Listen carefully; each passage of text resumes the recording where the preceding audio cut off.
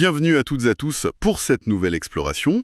Aujourd'hui, on va se pencher sur un sujet historique. Bon, assez complexe et sensible aussi. Le rôle qu'un texte particulier prête à l'islam dans la traite négrière dite arabe. On va s'appuyer spécifiquement sur ce document, intitulé « Le rôle de l'islam dans la traite négrière arabe ». L'objectif, c'est vraiment de décortiquer ce qu'il dit, sa perspective. Oui, l'auteur d'ailleurs le dit dès le début, sa démarche, c'est de comprendre les supports moraux, c'est son terme, d'un phénomène qu'il va jusqu'à qualifier de deuxième holocauste africain. Il dit avoir regardé d'autres facteurs ailleurs, donc nous, ici, notre mission, elle est très ciblée. Qu'est-ce que ce document dit? Comment il présente les choses sur cet aspect précis de l'histoire? Alors, on commence par quoi? Le texte pose une question assez directe, je crois, d'entrée de jeu. Est-ce que l'islam, d'après cette source, permet l'esclavage? C'est brutal comme entrée en matière. Oui, c'est direct. Et la réponse que l'auteur donne, en se basant sur son interprétation des textes, eh bien, c'est oui. Il met en avant une sorte de tension. D'un côté, il rappelle que le prophète Mohammed aurait condamné la pratique, encouragé à libérer les esclaves. Mhm. Mais de l'autre, il souligne qu'il y a des passages dans le Coran qui, eux, vont réglementer l'esclavage.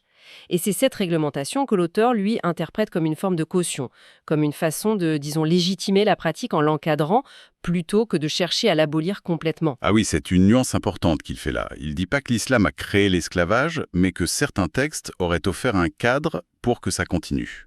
Le document cite d'ailleurs des exemples précis, non? Des versets? Exactement. Pour étayer son propos, l'auteur va citer, par exemple, la sourate 33, verset 52, qui mentionnerait « à l'exception des esclaves que tu possèdes ». Ou alors la sourate 16, verset 71, qui parle de « ceux qu'ils possèdent esclaves de plein droit ». Il donne d'autres références, les versets 4.24, 23.1 à 6, etc., qui parleraient de captifs de guerre, d'esclaves possédés. Bon, il faut vraiment, vraiment insister là-dessus. Ce sont les citations et l'interprétation choisie par l'auteur de ce texte qu'on examine. Bien sûr. Absolument, c'est la lecture de cette source précise qui nous occupe aujourd'hui. Alors, si l'auteur conclut que l'islam, selon son analyse à lui, permettait l'esclavage, il pose une autre question dans la foulée. Est-ce que cet esclavage visait spécifiquement les populations noires? Et là, la réponse de l'auteur est négative. Non. D'après ce document, l'esclavage dans le monde musulman, tel qu'il le décrit, n'aurait pas ciblé uniquement les Noirs. D'ailleurs, pour appuyer ça, il rappelle un autre fait historique. Il mentionne que des millions d'Européens blancs auraient aussi été réduits en esclavage par des musulmans, on pense au barbaresque, par exemple. D'accord. Donc, si la cible n'était pas exclusivement raciale, d'après cette source en tout cas, c'était quoi alors le critère principal? Qu'est-ce qui faisait la différence selon l'auteur? Alors, le critère fondamental que l'auteur met vraiment en avant, c'est un critère religieux. La grande distinction, telle qu'il la présente dans ce texte, ce serait entre les croyants, donc les musulmans, et les non-croyants, les incroyants. Et l'auteur insiste beaucoup sur une catégorie qu'il appelle les vitalistes ou animistes. C'est un terme qu'il emploie pour désigner apparemment les personnes qui suivaient les religions traditionnelles africaines. Ok, vitaliste, c'est le mot choisi par l'auteur pour ces groupes. Et comment ils sont vus alors, dans la logique qu'il décrit? Ben, dans la perspective que le texte expose, ces vitalistes qui sont aussi appelés idolâtres, païens, kafirs, mécréants, enfin tous ces termes-là, eh bien ils étaient considérés comme pouvant être légitimement réduits en esclavage. C'est vraiment cette opposition croyant-incroyant qui est présentée comme la justification numéro une, le fameux support moral principal selon l'analyse de l'auteur. C'est une affirmation, assez forte, oui. Mais est-ce que le texte nuance un peu ça? Est-ce qu'il parle quand même de la question du racisme? Parce qu'on sait bien que les préjugés anti-noirs, ça existait. Oui, oui, l'auteur apporte une nuance, et elle est importante. Il dit que la malédiction de Cham, vous savez, cette interprétation d'un récit biblique qu'on a parfois utilisé pour justifier l'infériorité ou la servitude des Noirs, eh bien, elle était connue des théologiens musulmans. Et selon le texte, cette idée aurait même servi à justifier des traitements particulièrement durs pour les esclaves. Ah, d'accord. Mais, et c'est là le point clé de son argumentation, l'auteur maintient que la justification première pour mettre quelqu'un en esclavage, ça restait, dans son analyse, cette opposition croyant en croyant. Il ajoute aussi, et c'est intéressant, que le racisme anti-noir, lui, aurait été carrément théorisé par certaines élites arabes, ce qui complexifie encore les choses. Il y aurait eu, en quelque sorte, une justification religieuse principale, mais qui pouvait être aggravée par des idées racistes. D'accord, d'accord. Le tableau se précise un peu, toujours selon la perspective de cette source, bien sûr. On en arrive maintenant à une partie particulièrement sensible, vous l'avez dit en préparant, la question des collaborations africaines. Comment est-ce que le texte aborde ce sujet qui est, bon, très délicat? Oui, alors il l'aborde avec, en sent beaucoup de précaution. L'auteur tient à dire tout de suite qu'il ne cherche pas à faire porter le chapeau aux collaborateurs noirs en premier lieu. Son but, dit-il, c'est de comprendre leur rôle, mais il insiste bien, la responsabilité première, selon lui, elle incombe aux commanditaires de la traite. Et il les nomme les Arabes, les Turcs, les Iraniens. Il essaie de mettre ça en contexte, donc? Est-ce qu'il utilise des exemples, des analogies pour qu'on comprenne mieux ce qu'il veut dire? Oui, tout à fait. Le texte emploie plusieurs analogies pour essayer de situer un peu ce phénomène. Il parle par exemple d'Européens qui auraient livré d'autres Européens aux Arabes. Il cite aussi des cas historiques comme certains Juifs dans l'armée allemande ou les Harkis pendant la guerre d'Algérie. Hmm. Le but de ces analogies, c'est de montrer que la collaboration au sein d'un même groupe, contre une partie de ce groupe, Oui. c'est pas un phénomène unique à l'Afrique ou à cette traite-là. L'idée, c'est de souligner une dynamique de pouvoir qui est complexe et pas juste une simple trahison vue de l'intérieur. Hmm. C'est une façon de cadrer le sujet avant d'aller dans le vif. Et concrètement, alors, comment l'auteur explique l'implication de certains Africains dans cette traite? Toujours d'après son analyse? Alors l'auteur déroule une chronologie qui lie ça à l'expansion de l'islam. Il commence par la conquête arabe de l'Afrique du Nord, dès 639, puis l'islamisation des Berbères, qu'il décrit d'ailleurs, c'est un détail intéressant, comme étant noirs au départ.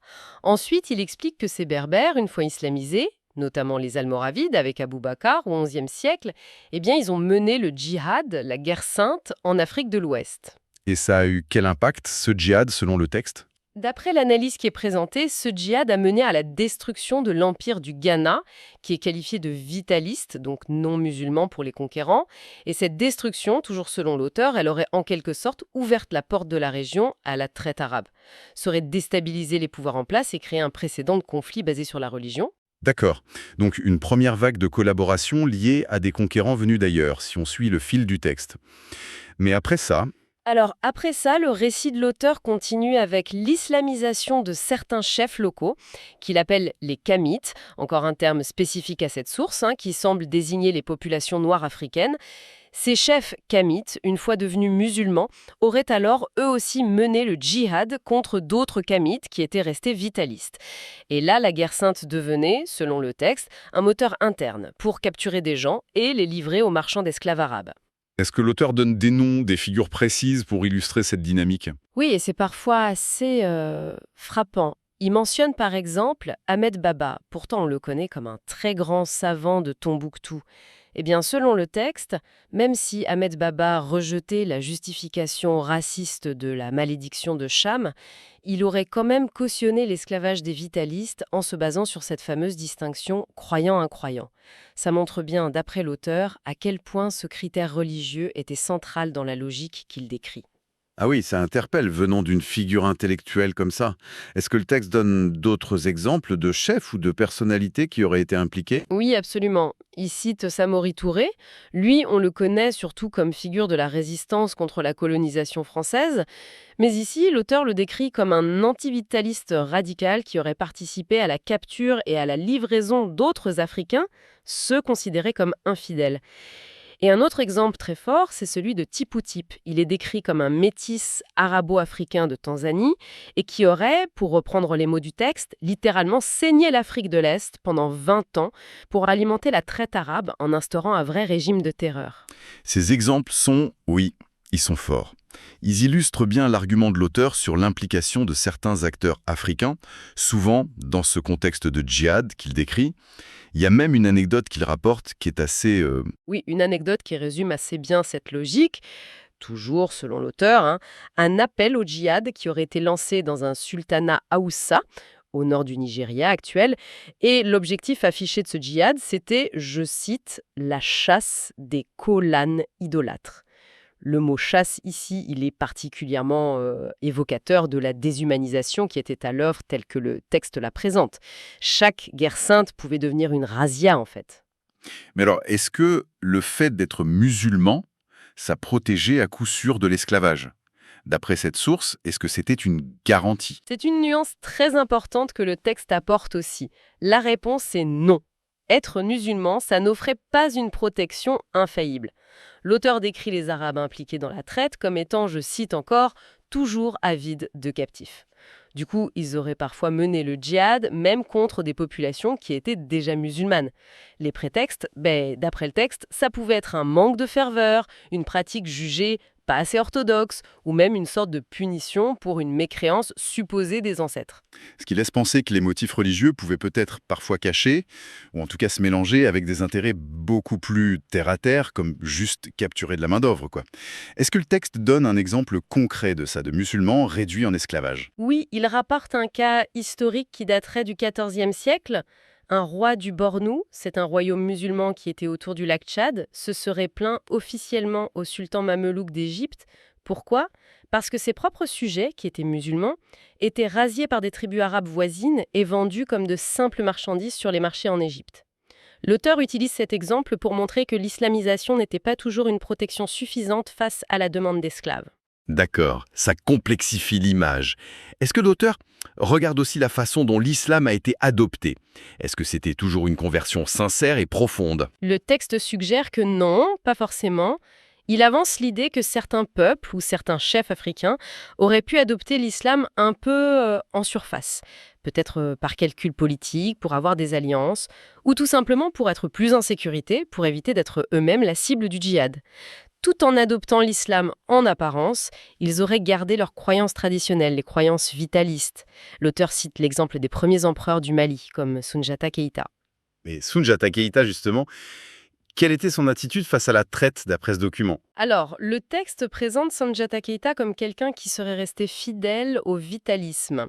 Et il affirme même qu'il punissait de mort toute collaboration avec les négriers. C'est présenté comme une sorte de résistance à la base. Son successeur, Kanku Moussa, ou Mansa Moussa, comme on l'appelle souvent, est décrit, lui, comme le premier empereur vraiment et profondément musulman. Par contre, l'auteur précise que Kanku Moussa, malgré sa foi, n'aurait pas participé activement à la traite négrière, ce qui suggère dans la lecture de l'auteur qu'il y avait quand même une marge de manœuvre personnelle, même pour les rois musulmans. D'accord.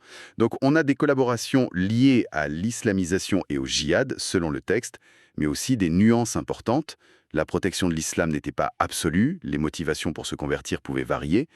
Est-ce que le texte aborde ensuite la question inverse? Est-ce qu'il y aurait eu des collaborations de la part de ceux que l'auteur appelle les vitalistes, des chefs non musulmans, qui auraient collaboré? C'est une question que l'auteur se pose, oui, explicitement. Il fait référence à un autre livre, Le génocide voilé de Tidiane Ndiaye, qui, d'après lui, mentionnerait l'implication des rois vitalistes du Dahomey, l'actuel Bénin, dans la traite, mais attention, plutôt la traite atlantique d'ailleurs. Et qu'est-ce que notre source répond à ça? Eh bien, l'auteur de notre texte, il nuance ça très fortement. Il dit tout de suite que ces mêmes rois du Dahomey auraient à l'époque formellement démenti ces accusations. Ils auraient dit que c'était des calomnies. Et même plus, l'auteur prend le contre-pied total. Il présente le vitalisme non pas comme une source de collaboration, mais au contraire, comme ayant été une sorte d'arme psychologique de résistance contre l'expansion de l'islam et contre la traite arabe. Ah oui, c'est un renversement de perspective par rapport à l'idée de collaboration. Il se base sur quoi pour dire ça? Du Sud qui se serait opposé très fort aux Arabes et à leur influence.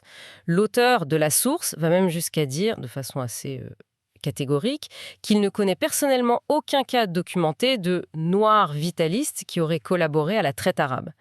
Par contre, il tient à saluer les musulmans qui, eux, ont refusé cette collaboration. Il donne l'exemple de Cheikh Ahmadou Bamba au Sénégal, le fondateur du mouridisme, qui est connu pour sa résistance pacifique à la colonisation, mais qui était aussi, selon l'auteur, opposé à cette forme de traite. D'accord. Donc une distinction très claire faite par l'auteur. Collaboration liée surtout à l'islamisation et au djihad d'un côté, et résistance ancrée dans le vitalisme de l'autre. Bon, pour finir avec le contenu de ce document, comment est-ce qu'il parle de la période actuelle? Quelle est, d'après l'auteur, la perception de cette histoire aujourd'hui, en particulier dans les communautés noires musulmanes? Alors, l'auteur décrit une tendance qu'il dit observer lui-même chez beaucoup de Noirs musulmans aujourd'hui. Il parle d'une forme de déni, ou en tout cas d'une forte minimisation de l'implication historique arabo-musulmane dans la traite négrière. D'après son analyse, la solidarité religieuse, le fait d'être musulmans ensemble, primerait souvent sur la mémoire historique de cette traite spécifique. Et comment il explique cette attitude, selon le texte? Il suggère que quand on parle de la traite arabe, que ce soit des non-musulmans ou même des musulmans qui sont critiques, eh bien c'est souvent perçu comme une attaque spirituelle contre l'islam lui-même. Et dans cette logique, l'identité religieuse musulmane deviendrait plus importante, parfois même exclusive, par rapport à l'identité ou à la conscience historique noire pour certaines personnes. En tout cas, c'est l'interprétation et l'observation que rapporte ce texte. Il mentionne même une position extrême qu'il aurait entendue. Oui, l'auteur dit avoir entendu une position qu'il trouve extrême et très préoccupante. L'idée que les victimes de la traite, parce qu'elles étaient considérées comme mécréantes ou païennes, auraient en quelque sorte mérité ce qui leur est arrivé. L'auteur n'hésite pas à qualifier cette attitude, qu'il attribue à certains, de forme de collaboration après coup avec le système qu'il dénonce. Mais là, encore une fois, et c'est vraiment crucial de le répéter, ce sont les observations, les analyses et les jugements très personnels de l'auteur de cette source. Ce n'est pas une description générale ou universelle, c'est le point de vue spécifique développé dans ce document. Bien sûr. La prudence s'impose ici. Si on essaye de résumer les grands points de l'argumentation qu'on a trouvés dans ce texte spécifique. Premièrement, l'auteur soutient que certains passages du Coran, parce qu'ils réglementent plus qu'ils n'abolissent, ont été interprétés comme autorisant l'esclavage. Deuxièmement, il dit que la justification principale pour la traite négrière arabe n'était pas d'abord raciale, mais religieuse. Croyants musulmans contre incroyants vitalistes, même si le racisme anti-noir a existé et a aggravé les choses. Exactement. Troisièmement, il détaille comment des collaborations africaines ont existé, souvent liées d'après lui à l'islamisation et au djihad mené par des Africains contre d'autres Africains. Quatrièmement, il oppose à ça une résistance qu'il lie au vitalisme. Et enfin, il décrit une tendance actuelle au déni ou à la minimisation de cette histoire chez certains Noirs musulmans, une tendance qu'il critique assez fort. C'est une bonne synthèse de la thèse centrale du document, oui. En conclusion, l'auteur pense clairement que l'islam, ou du moins la façon dont il a été interprété et pratiqué par certains à certaines époques, a joué un rôle actif et non négligeable dans la traite négrière arabe. Que ce soit parce qu'il voit comme certains fondements dans les textes ou par l'utilisation qui en a été faite sur le terrain. Il va même jusqu'à parler d'une sorte de fragilité spirituelle des populations noires qui aurait aidé à une forme de collaboration vue par certains, selon ses mots, comme étant faite pour Dieu. Et il termine sur un appel, c'est ça? Oui, l'auteur finit son texte par un appel à protéger l'Afrique de ce qu'il voit comme toute forme d'aliénation spirituelle à l'avenir. Il plaide en particulier pour la promotion de ce qu'il appelle le vitalisme, qu'il considère comme une spiritualité propre à l'Afrique et un rempart possible. Mais bon, encore une fois, et c'est vraiment la clé de notre démarche ici, c'est la perspective, l'argumentation et les conclusions de l'auteur de ce document précis qu'on a examiné. Notre but ici, ce n'est pas de dire s'il a raison ou tort, mais de comprendre la logique interne de cette source en particulier. La perspective de cette source nous amène peut-être, pour finir, à une question un peu plus large, une réflexion qui dépasse ce seul texte. Quand on regarde des systèmes d'exploitation humaine aussi énormes et qui ont duré aussi longtemps que les différentes traites négrières, au-delà des justifications idéologiques ou religieuses spécifiques qu'on pu être données, comme celles qu'on a vues ici, on peut se demander comment est-ce que les dynamiques de pouvoir, les rapports de force militaires et surtout les intérêts économiques très concrets des différentes époques, comment tout ça a pu jouer avec ces discours pour non seulement façonner, mais surtout pour faire durer ces systèmes pendant des siècles. C'est sans doute une piste de réflexion essentielle pour essayer de saisir toute la complexité de ces histoires.